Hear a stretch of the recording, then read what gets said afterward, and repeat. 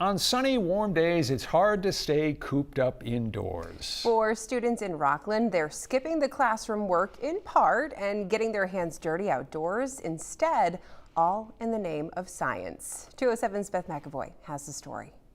There's a bunch of clams. Oh my gosh, that is so tiny. At Oceanside High School in Rockland. So this is what we're looking for. They can be much smaller than this. Students are searching for scallops. We're sorting spat bags for baby scallops. So a spat bag, it has the outside layer, the green is mesh. The scallops, when they're a little tiny like seedling in the ocean, they are able to come in through the green mesh and they stick to the blue nitron, and they will then stick to it and grow. Oh, I don't know what that is, but it moved. Students are working with staff from the Hurricane Island Center for Science and Leadership. So this is our scallop bucket. When you find one, put it in here. They don't always have the opportunities to like kind of get outside and to really get a feeling of what science like in the field looked like. Last fall, students placed their spat bags designed to trap microscopic scallop larvae in Penobscot Bay. Yesterday, I went out into the harbor to pick up the spat bags off our lines that we have set around the harbor and outside of it.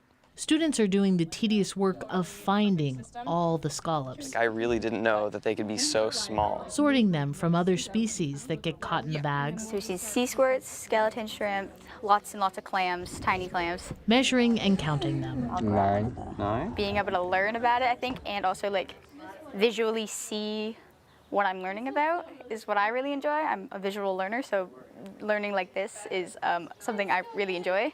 And being able to do it with my friends, too, is also something I really enjoy. 15 miles off the coast of Rockland. Well, we believe the best way to teach science is to get out there and get your hands in it and do it. Here's a spat bag. Researchers at Hurricane Island have been sorting through spat bags annually for a decade. It's generally a big undertaking to go through all of them every year with students and with staff.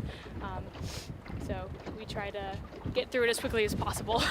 On a 3-acre aquaculture site, researchers grow scallops not to sell or eat, but to better understand the fishery. This is a lantern net. It's what we store our scallops in along with cages. This is a young male saying hello.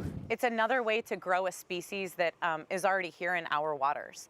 So what scallop farming can do, one way is that it can actually increase economic capacity year-round for a species that is generally only available in the winter. Scientists at Hurricane Island hope their research will help scallop farmers and also influence management decisions for the wild fishery. They're also focused on the next generation. Part of our mission is to integrate science education and scientific research. And really we feel that by doing that in a very hands-on way, involving students in our actual research projects, empowers them to begin to see themselves as scientists and gives them avenues for understanding science in a different way outside of the classroom. At the turn of the 20th century, Hurricane Island was known for its granite quarry. Stone carved on the island was used in buildings and monuments across the U.S. While remnants of the past remain, today the island is a sustainable research facility and school. Hurricane Island offers many opportunities for learning science, from exploring the intertidal zone to exploring the marine environment, and then this scallop research that we're doing we feel is a really unique opportunity. From May to October, hundreds of students, grades 6 through 12, come to the island. At Hurricane, we really try and connect students with their home base, and help them understand the environment around them and understand how they can be change makers in the future of that environment. The hope is students will forge a stronger connection with the ocean that most already know so well.